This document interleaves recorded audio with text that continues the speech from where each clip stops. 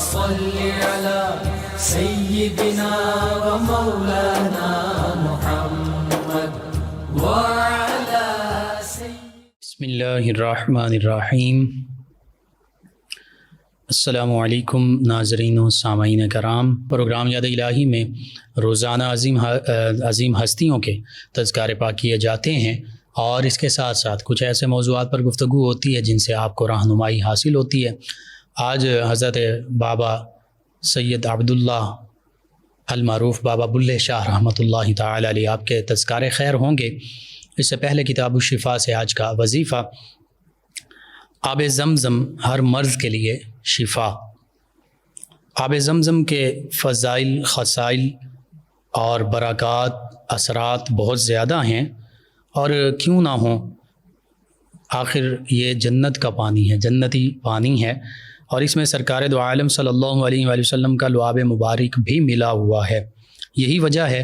کہ ہر زمانے کے اولیاء، اتقیاء، صلحاء، علماء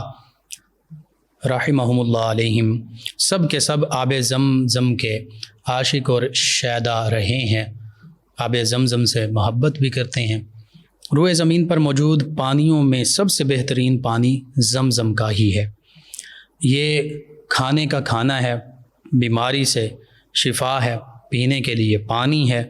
اور آب زمزم ہر اس جائز مقصد کو پورا کرنے کے لیے کافی ہے جس کے لیے آب زمزم پیا جائے۔ بہت برکتوں والا پانی ہے، اور پوری روئے زمین میں پیور واٹر، سب سے خالص پانی ہی یہی ہے۔ چنانچہ اگر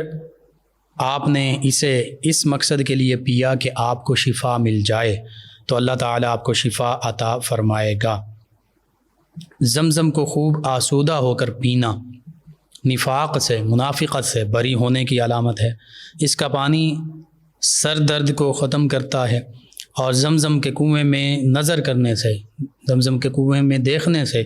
بینائی تیز ہوتی ہے۔ رسول اللہ صلی اللہ علیہ وآلہ وسلم جب کسی شخص کو کسی تحفے سے سرفراز فرمانا چاہتے تو اسے آب زمزم کا تحفہ عنایت فرماتے، اور آقا کریم صلی اللہ علیہ وآلہ وسلم نے فرمایا، جب تم اس زمزم کے کنویں سے پانی پیو تو قبلہ کی طرف منہ کر لو، اللہ کے نام سے پینا شروع کرو، 3 سانس لے کر پیو اور سیر ہو کر پیو، اور فرمایا جب پی چکو تو اللہ تعالیٰ کا شکر اور حمد بجا لاؤ۔ اور آقا کریم صلی اللہ علیہ وآلہ وسلم نے یہ بھی ارشاد فرمایا، ہمارے اور منافقوں کے درمیان پہچان کے لیے یہ علامت ہے کہ وہ منافق سیر ہو کر نہیں پیتے، آب زمزم سیر ہو کر نہیں پیتے، بس ایسے ہی فارمیلٹی کے طور پر پیتے ہیں، اور جو ایمان والے ہیں وہ آب زمزم کو محبت کے ساتھ سیر ہو کر، آسودہ ہو کر پیتے ہیں۔ اسی طرح سیدنا عبداللہ ابن عباس رضی اللہ عنہما جب زمزم شریف نوش فرماتے تو یہ دعا پڑھتے تھے، اللہم انی اسألک علما نافعا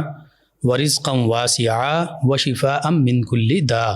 اے اللہ میں تجھ سے نفع بخش علم، کشادہ رزق اور ہر بیماری سے شفا کا سوال کرتا ہوں۔ یعنی آب زمزم پیتے ہوئے یہ دعا پڑھنا صحابہ کرام کی سنت ہے۔ زمزم شریف جو ہے عظیم فضائل، خصائل اور خیرات و برکات کا حامل ہے۔ آقا کریم صلی اللہ علیہ وآلہ وسلم خود نوش جاں فرماتے، یعنی خود بھی پیا کرتے، بیماروں کو پلاتے، شفا حاصل کرنے اور مریضوں پر چھینٹا مارنے کے لیے آقا کریم صلی اللہ علیہ وآلہ وسلم اپنے ساتھ مدینہ طیبہ بھی لے جاتے۔ اہل بیت اعظام علیہم السلام، علیہم الرضوان، صحابہ کرام علیہم الرضوان و علیہم السلام، اور امت کے سلف صالحین یعنی بزرگان دین، اولیاء کاملین،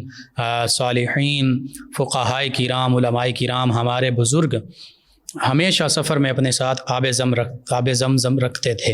اور نیک نیتیں کرتے تاکہ اس کی برکات سفر و حضر میں شامل رہیں۔ سیدنا عبداللہ بن مبارک علیہ رحمہ جب بھی آب زمزم نوش فرماتے تو نوش کرتے، پیتے تو فرماتے، میں اس مقصد کے لیے پی رہا ہوں کہ قیامت کے دن کی پیاس کی شدت سے محفوظ رہوں۔ تو یہ مختصر سا آب زمزم کے بارے میں۔ آب زمزم آقا کریم صلی اللہ علیہ وآلہ وسلم کے فرامین مبارکہ کے مطابق کھانے کا کھانا ہے، شفا بھی ہے بیماریوں سے، اور آب زمزم جس نیت سے پیا جائے، جس مقصد کے لیے پیا جائے، اللہ تعالیٰ وہ مقصد پورا فرما دیتا ہے، بس وہ مقصد نیک جائز ہو۔ تو آب زمزم کی بہت فضیلتیں ہیں، اور یہ آب زمزم وہی ہے، زمزم کا معنی رک جا، رک جا، ٹھہر جا، ٹھہر جا، کہ سیدہ حاجرہ سلام اللہ علیہا، سیدنا اسماعیل علیہ السلام، ان دونوں ہستیوں کو جب سیدنا ابراہیم علیہ السلام نے اللہ کے حکم سے بوادی غیر ذی زرع، اس وادی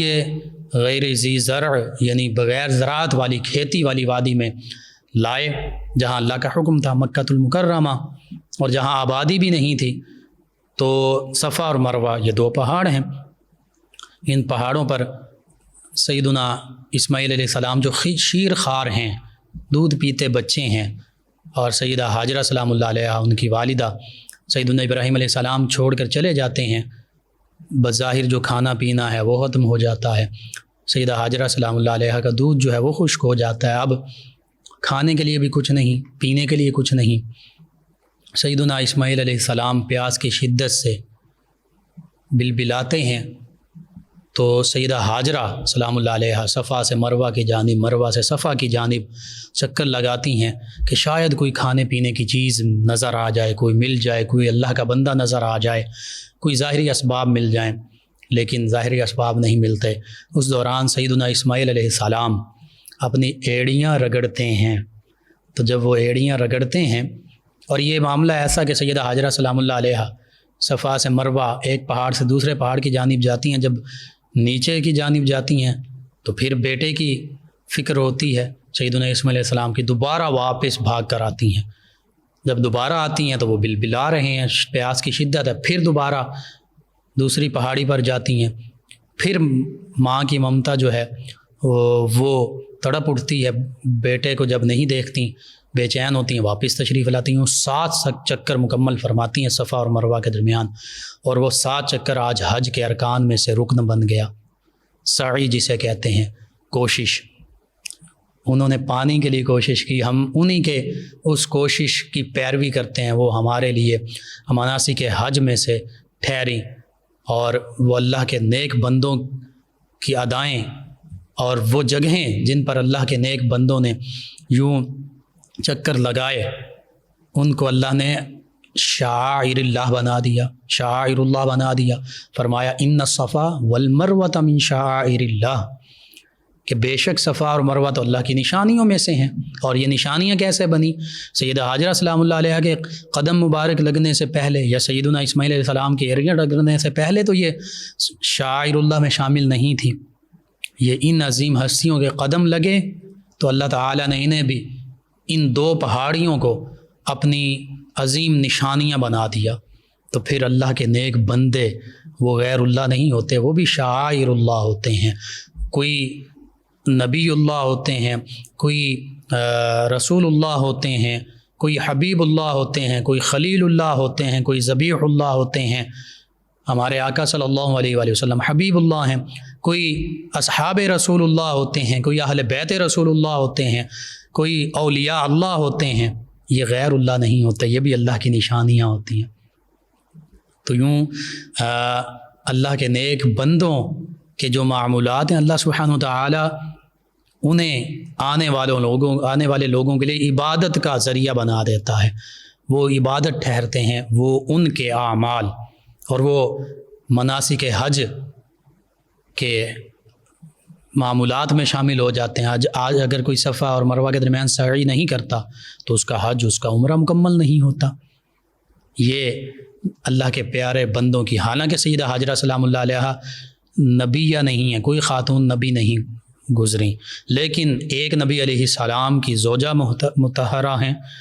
اور ایک نبی علیہ السلام کی والدہ ماجدہ ہیں۔ تو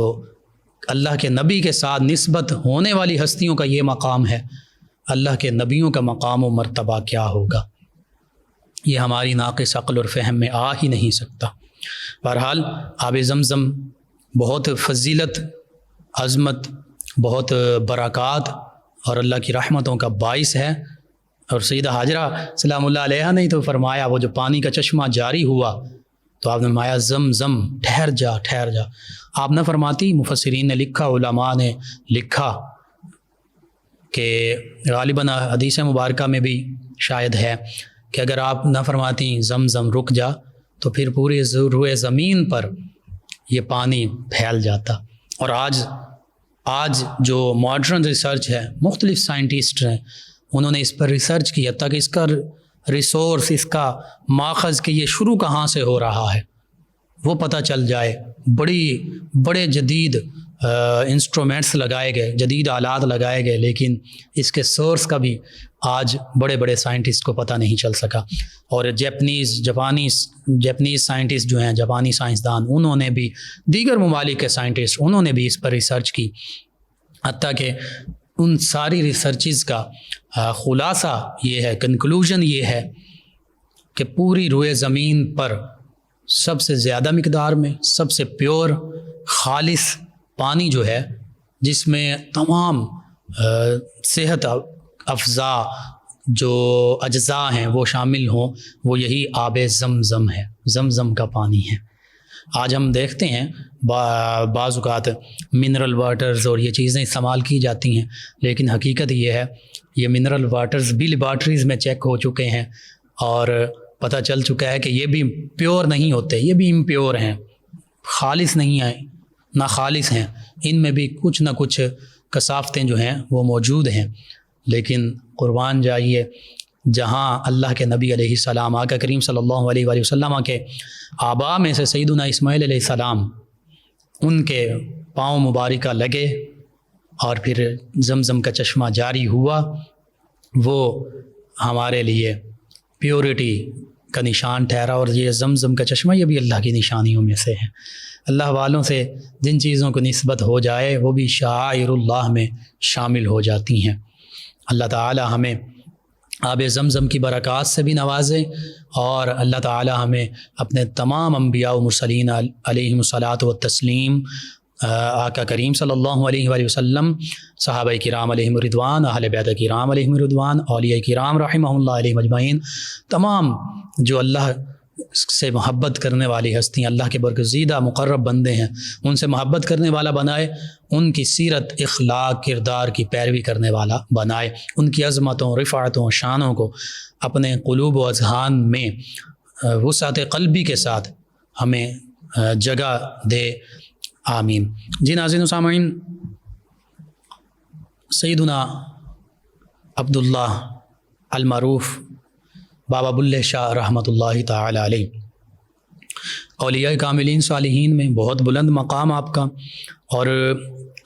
1091 ہجری بمطابق 1680 عیسوی، یعنی تقریباً آج سے 200-250 سال پہلے آپ کی ولادت باسعادت ہوئی، اور آپ کے والد گرامی حضرت شاہ سخی محمد درویش جو ہیں، یہ آپ کے والد گرامی عالم دین بھی تھے، اللہ کے ولی بھی تھے۔ اسی طرح آباء و اجداد کی نسبت دیکھی جائے تو آپ گیلانی ہیں، حضور غوث اعظم رضی اللہ عنہ کی اولاد اطہار میں سے ہیں، اور 14 واسطوں سے، 14 سلسلوں کے بعد آپ کا سلسلہ نسب جو ہے حضور غوث اعظم رضی اللہ تعالی عنہ سے متصل ہوتا ہے۔ آپ کے آباء و اجداد میں سے ایک بزرگ وہ حلب شام میں رہائش پذیر ہوئے، اور وہاں سے پھر شام سے آپ کے جو آباء و اجداد ہیں وہ ہجرت کر کے اچ شریف بہاولپور کی جو تحصیل ہے یہاں تشریف لاتے ہیں، اور پھر اچ میں قیام پذیر ہوتے ہیں۔ وہ شخصیت جو اچ تشریف لائے وہ حضرت شیخ سید محمد غوث بندگی گیلانی علیہ رحمہ ہیں۔ 887 ہجری میں یہ حلب یعنی شام سے ہجرت کر کے اچ شریف تشریف لاتے ہیں۔ تقریباً یوں سمجھ لیجئے کہ 1500 میں، 16ویں صدی عیسوی، 1500 سے 1500 کے بعد جو سال آ رہے ہیں ان میں سے کسی سال 887 جو ہجری کے حوالے سے، اس میں یہ ہجرت کر کے اس شریف تشریف لاتے ہیں۔ پھر حضرت بابا بلے شاہ رحمۃ اللہ علیہ کے والد گرامی حضرت سخی شاہ محمد درویش علیہ رحمہ، یہ انہوں نے ہجرت کی، اور ہجرت کرتے کرتے یہ قصور کے قریب ایک گاؤں پانڈو کے وہاں تشریف لائے۔ یہیں پر حضرت عبداللہ شاہ رحمۃ اللہ تعالی علیہ، جنہیں بابا بلے شاہ کہتے ہیں، ان کی ولادت باسعادت ہوئی۔ چونکہ ان کے والد گرامی اللہ کے نیک بندے، اللہ کے ولی بھی تھے اور عالم دین بھی تھے، تو اسی علاقے میں ایک مسجد میں خطابت اور امامت کے فرائض بھی سر انجام دیا کرتے تھے، اور یہ ہمارے بزرگان دین کا معمول رہا ہے۔ اگرچہ آج ہم دیکھتے ہیں الا ماشاء اللہ اکثر ایسے لوگ جو ہیں وہ ان چیزوں سے بعض اوقات دور ہیں، لیکن اولیاء کاملین صالحین کا یہ طریقہ رہا، وہ علم دین میں بھی آگے ہوتے تھے، علم ظاہر بھی حاصل ہوتا تھا، قرآن و سنت حدیث کا تمام علم انہیں حاصل ہوتا تھا، اس کے ساتھ ساتھ باطنی تزکیہ جو ہوتا تھا وہ بھی انہیں حاصل ہوتا تھا، اور وہ لوگوں کی رہنمائی کے لیے مساجد میں بھی، مدارس میں بھی، خانقاہوں میں بھی، ہر حوالے سے جس محاذ پر ضرورت ہوتی ہے، حتیٰ کہ میدان جہاد میں بھی موجود رہتے۔ یہی حال حضرت بابا بلّہ شاہ رحمۃ اللہ علیہ کے والد گرامی کا بھی ہے۔ اور پھر بابا بلّہ شاہ علیہ رحمہ نے اپنی ابتدائی جو تعلیم ہے اپنے والد گرامی سے حاصل کی، اس فارسی کی، عربی کی، دیگر، پھر اس کے بعد آپ کو مزید تعلیم کے حصول کے لیے اس زمانے کے جو متبحر عالم دین تھے، عظیم دانشور تھے، حضرت حافظ غلام مرتضیٰ علیہ رحمہ، ان کی خدمت میں قصور بھیجا گیا۔ اور یہ حافظ غلام مرتضیٰ علیہ رحمہ جو ہیں یہ حضرت پیر وارث شاہ رحمۃ اللہ تعالی علیہ ان کے بھی استاذ گرامی ہیں۔ ان کے پاس آپ نے عربی، فارسی اور تصوف کی تعلیم حاصل کی، یعنی جس کو آج ہم درس نظامی کہتے ہیں، اس میں عربی گرامر کی جو ابتدائی کتب ہیں وہ آپ نے پڑھی صرف اور نحو کے حوالے سے، پھر فقہ، اصول فقہ کے حوالے سے جو شرعی مسائل ہوتے ہیں وہ کتب پڑھیں، قرآن مجید فرقان حمید کا جو تفسیر ہے،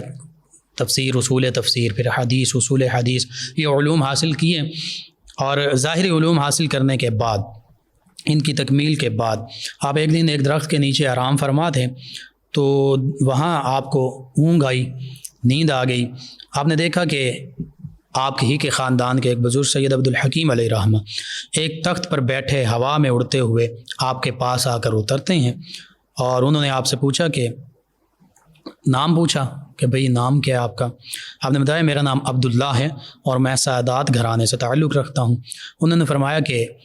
مجھے پیاس لگی ہے۔ آپ نے ان کی خدمت میں دودھ پیش کیا، انہوں نے تھوڑا سا دودھ خود بھی نوش فرمایا اور باقی دودھ آپ کو پینے کے لیے دیا۔ آپ فرماتے ہیں کہ جیسے ہی میں نے وہ دودھ پیا تو میری دل کی حالت بدل گئی، اور جو قال والا سلسلہ تھا، قال اللہ وقال الرسول کی صدائیں بلند ہوتی تھیں، وہ بھی تھا، لیکن اس کے ساتھ ساتھ سلسلہ حال میں داخل ہو گیا،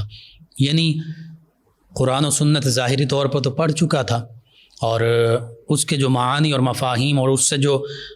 نورانیت حاصل کرنی ہوتی ہے، برکات حاصل کرنی ہوتی ہے، اس پر عمل پیرا ہونا ہوتا ہے اخلاص کے ساتھ۔ اب یہ حال مجھ پر وارد ہوا۔ اور پھر فرماتے ہیں کہ اس کے بعد وہ بزرگ جو ہیں وہ رخصت ہوئے، اور رخصت ہوتے وقت مجھے فرمایا کہ ہمارے پاس جو امانت تھی، آج وہ امانت ہم نے تمہارے سپرد کر دی ہے، اب تم پر لازم ہے کہ تم مرشد کامل کی تلاش شروع کر دو، تاکہ مرشد کامل کی وساطت سے، اس کے وسیلے سے تم معرفت اور سلوک کی منازل طے کر سکو۔ آپ فرماتے ہیں جب آنکھ کھلی تو میں نے یہ ماجرا اپنے والد محترم سے عرض کیا، انہوں نے فرمایا کہ تمہیں انہی کا بیعت ہو جانا چاہیے تھا۔ بہرحال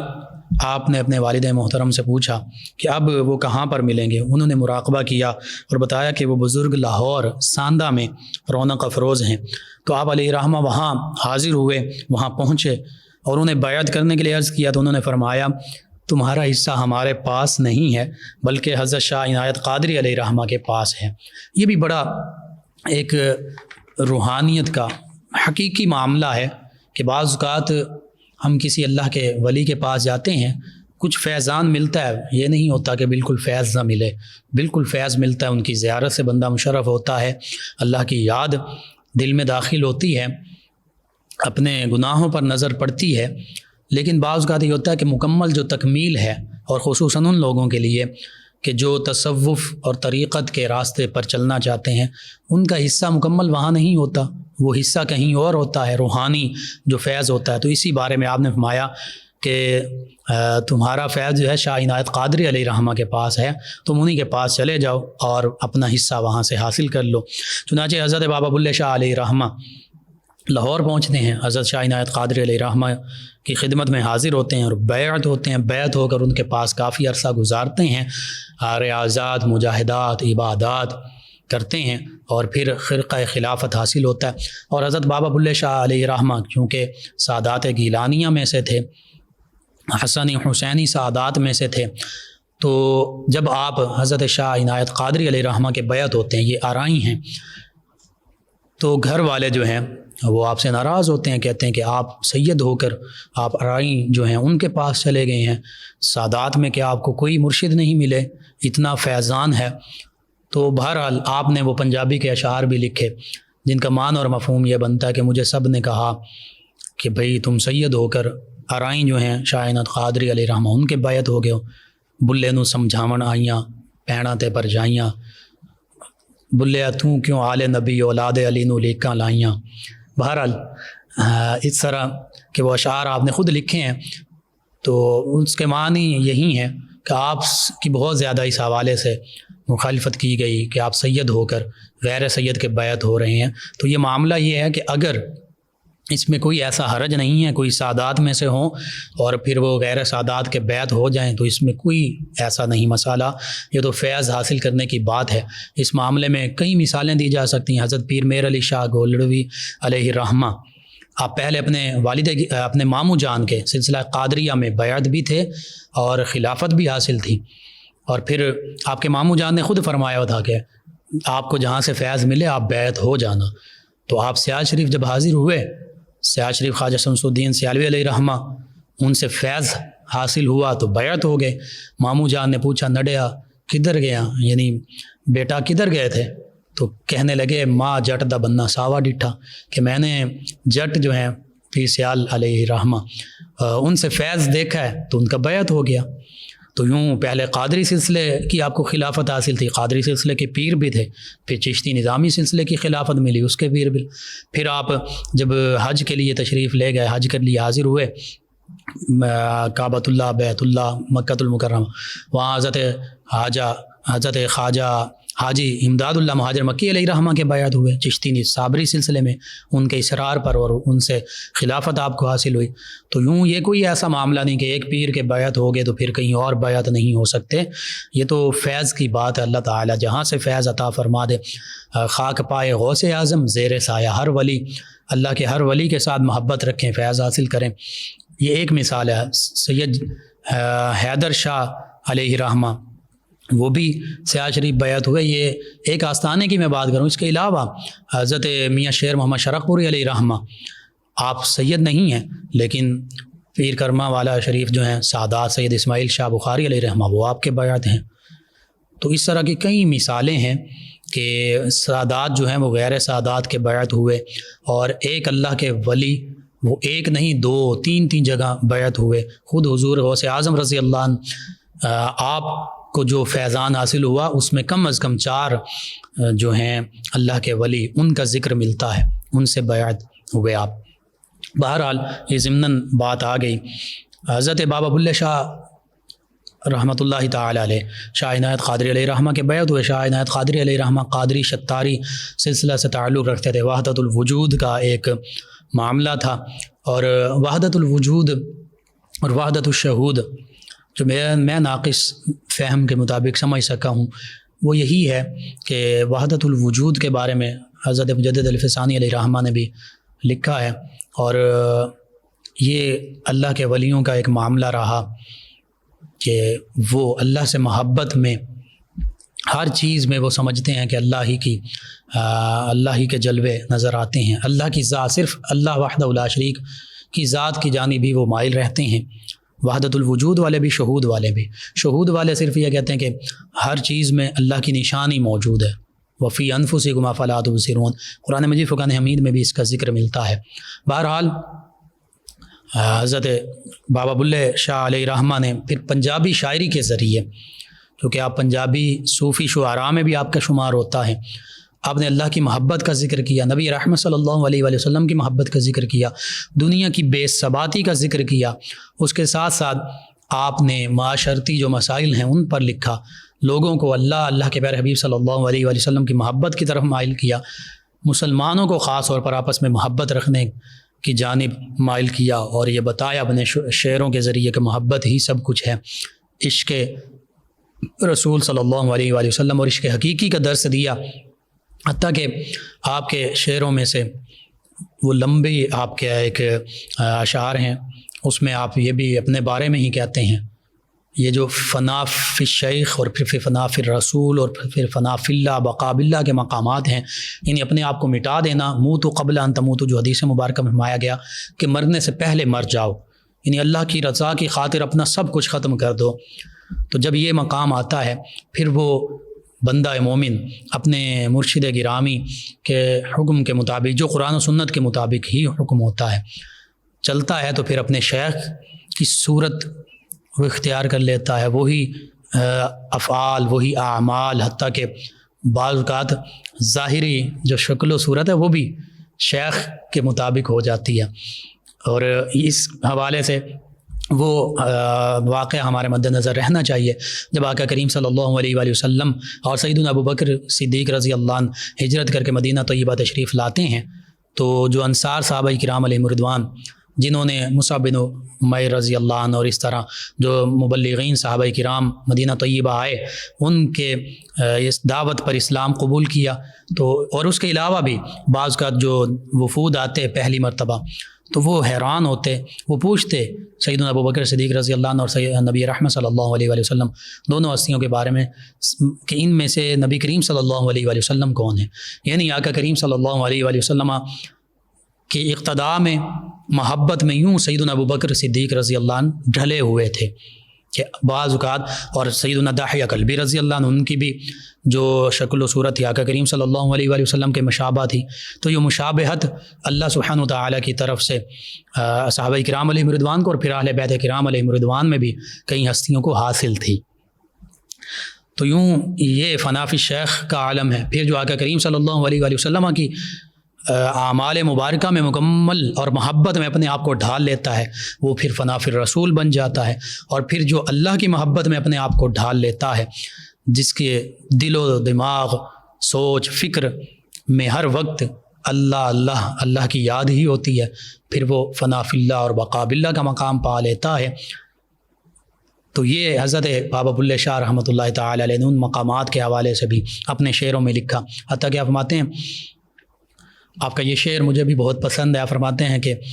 علم و بس کریں ہو یار تینوں ایک الف درکار، علم و بس کریں ہو یار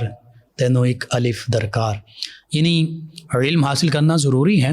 جو ضروری علم ہے قرآن و سنت کا، حدیث کا، فقہ کا، جو زندگی گزارنے کے لیے وہ حاصل کریں، لیکن بعض اوقات علم بھی حجاب بن جاتا ہے، صرف ظاہری علم کے پیچھے پڑے رہیں اور باطنی تزکیہ نہ ہو تو پھر وہ علم بھی بعض اوقات حجاب بن جاتا ہے، رکاوٹ بن جاتا ہے۔ تو آپ فرماتے ہیں کہ بس جتنا علم ضروری ہے وہ حاصل کرو، اس کے بعد بس علم سے بس کر دو، ایک الف درکار ہے، یعنی اللہ کی ہستی تمہیں درکار ہے، اللہ کی یاد تمہیں درکار ہے، اللہ کی یاد میں محو ہو جاؤ تو سب کچھ حاصل ہو گیا۔ اور علم کا مقصد بھی معرفت ہوتا ہے، اللہ کی معرفت حاصل ہو جائے، اللہ کی پہچان نصیب ہو جائے۔ تو حقیقی علم یہی ہے، علماء نے لکھا ہے کہ علم حقیقی وہ ہے جو آقا کریم صلی اللہ علیہ وآلہ وسلم کے سینہ مبارکہ سے سینہ بسینہ متصل ہو رہا ہے۔ وہ علم سیدنا ابو ہریرہ رضی اللہ عنہ بھی فرماتے ہیں کہ مجھے نبی کریم صلی اللہ علیہ وآلہ وسلم سے دو علم حاصل ہوئے، ایک علم میں نے ظاہر کر دیا وہ حدیث مبارکہ کی شکل میں، دوسرا علم فرماتے ہیں کہ میں ظاہر کروں تو مجھے خدشہ ہے کہ میرا حلقوم، میرا گلا کاٹ دیا جائے، وہ علم الاسرار ہے، وہ یہ سینہ بسینہ جو علم آ رہا ہے وہ علم ہے جو اولیاء کاملین صالحین، اور جس کے بارے میں حضرت میاں محمد بخش رحمۃ اللہ تعالی علیہ کھڑی شریف والے فرماتے ہیں کہ خاصاں دیگل آما اگے نہیں مناسب کرنی، مٹھی کھیر پکا محمد کتے آگے ترنی، یعنی جو خاصوں کی بات ہوتی ہے نا وہ عام طور پر عام لوگوں کے سامنے نہیں کرنی چاہیے۔ یہ مثال ایسے ہی ہے کہ جیسے میٹھی کھیر، وہ ہوتی میٹھی کھیر کی طرح ہے، بہت لذیذ، بہت فائدہ مند، لیکن میٹھی کھیر جو ہے وہ کتے کے آگے رکھنے کا فائدہ نہیں ہوتا، اس نے نجاست کی طرح ہی اس کو سمجھنا ہوتا ہے۔ بہرحال اللہ سبحانہ وتعالی سے یہ دعا ہے کہ اللہ تعالی ہمیں انبیاء کرام علیہم السلام، خصوصاً ہمارے لیے آقا کریم صلی اللہ علیہ وآلہ وسلم کی شریعت کی پیروی یہی ہم پر لازم ہے، اس کی ہمیں پیروی کی توفیق عطا فرمائے۔ صحابہ کرام علیہم الرضوان، اہل بیت کرام علیہم الرضوان، اولیاء کاملین صالحین رحمہم اللہ علیہم اجمعین کے نقش قدم پر چلنے کی توفیق عطا فرمائے اور ان کے تصدق سے عالم اسلام کو سربلندی عطا فرمائے، آمین۔ اللهم صل على سيدنا ومولانا محمد وعلى سيدنا۔ آپ سماعت فرما رہے ہیں پروگرام یاد الہی۔ ناظرین و سامعین، اس دوران ہمیں جوائن کیا ملک پور سے اویس صاحب ہیں، کہتے ہیں السلام علیکم۔ جی وعلیکم السلام، کہتے ہیں کیا حال چال ہے بھائی؟ جی الحمدللہ۔ ان کے علاوہ ہمیں جوائن کیا ہمارے لسنر ہیں عمران بھٹی صاحب اور ان کی مسز ہیں، کہتے ہیں السلام علیکم۔ جی وعلیکم السلام۔ 214 ریب ڈوڈی والا سے، کہتے ہیں سر آپ کا پروگرام بہت اچھا ہے، ہم روز سنتے ہیں، اللہ آپ کو خوش رکھے، آمین۔ جی اللہ تعالیٰ آپ کو، تمام امت مسلمہ کو دین و دنیا آخرت کی بھلائیاں عطا فرمائے۔ حافظہ فاطمہ صاحبہ ہمارے ساتھ کہتی ہیں کہ انہوں نے اپنے خواب کا بھی ذکر کیا ہے اور غالباً انہی کا ہے کہ انہوں نے کہا کہ السلام علیکم، آپ کے پروگرام بہت اچھا ہے، ایگزامز میں پاس ہونے کا وظیفہ بتا دیں۔ جی میں عرض کرتا ہوں،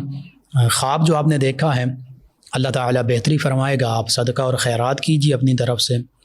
یہ دان ٹوٹنے کا جو عمل ہے، مختلف اس کی تعبیرات ہوتی ہیں، بہرحال بہتر معاملہ ہوگا، اللہ کو یاد کیجیے۔ اور دوسرا، آپ نے ایگزامز میں کامیابی کا وظیفہ پوچھا، سیدنا فتاح صلی اللہ علیہ وآلہ واصحابہ وبارک وسلم، اس کو کثرت سے پڑھیں، سیدنا فتاح، اور خصوصاً ہر فرض نماز کے بعد 47 مرتبہ پڑھیں، اللہ سے دعا بھی مانگیں، انشاءاللہ دین و دنیا آخرت کے تمام امتحانات میں اللہ تعالیٰ کامیابیاں عطا فرمائے گا۔ شفقت اللہ صاحب ہیں فیصل آباد سے، ملر ٹاؤن سے، کہتے ہیں کہ اللہ پاک آپ کو بابا جی کے صدقے عزت دے، آمین۔ جی شکریہ آپ کا، اللہ تعالیٰ آپ کو بھی عزتیں عطا فرمائے۔ ہمارے ساتھ ہیں ظفر صاحب، عثمان ظفر صاحب، کہتے ہیں کہ please reply my answer, how are you uncle? جی سدا سلامت رہیں۔ جی I am fine, I am okay. اور کویشچن آپ نے لکھا نہیں ہے، دوبارہ لکھ بھیجیے، انشاءاللہ میں جواب دوں گا۔ اور غالباً وہ جنت والا، جنت کے 8 دروازوں کا ذکر ہے، تو وہ بھی دیکھوں گا میں۔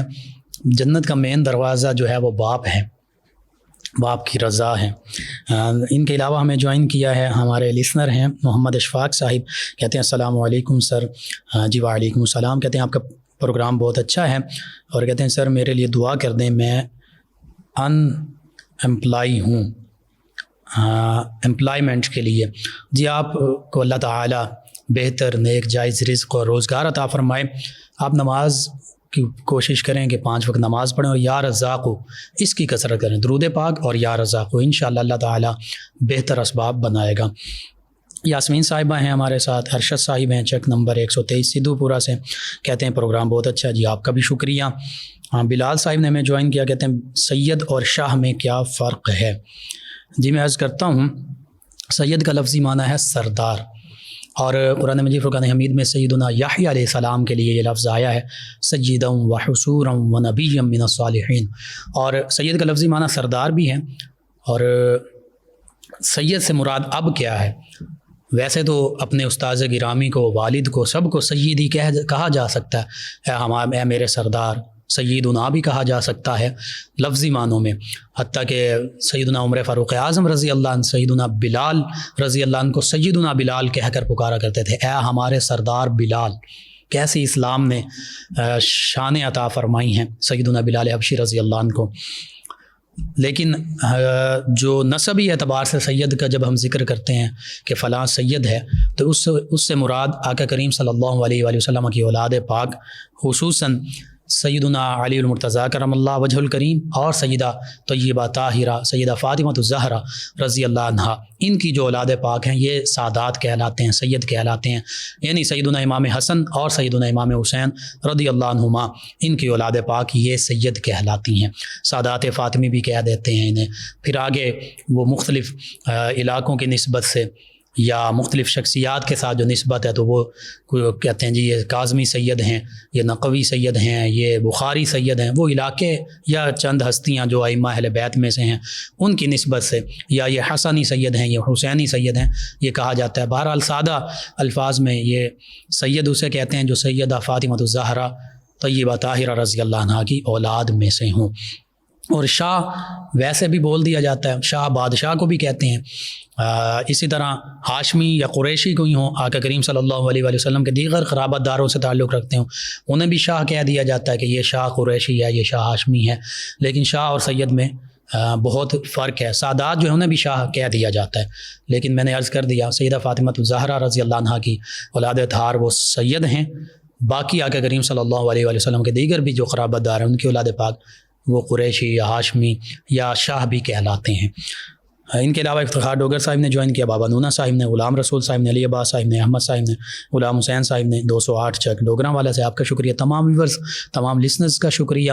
کہ آپ ہمیں جوائن کرتے ہیں، فیڈ بیک سے کہا کرتے ہیں۔ ہمارے وہ سائلنٹ لسنرز بھی ہیں جو جوائن نہیں کرتے، بہرحال ان کا بھی شکریہ کہ آپ ہمیں سماعت کرتے ہیں۔ پروگرام یاد الہی کا وقت ختم ہو جاتا ہے، انشاءاللہ کل صبح دوبارہ آپ سے ملاقات ہوگی پروگرام یاد الہی میں۔ اپنے میزبان محمد لقمان رضا اور ہماری ٹیم کو اجازت دیجیے، اللہ نگہبان۔ اللهم صل على سيدنا ومولانا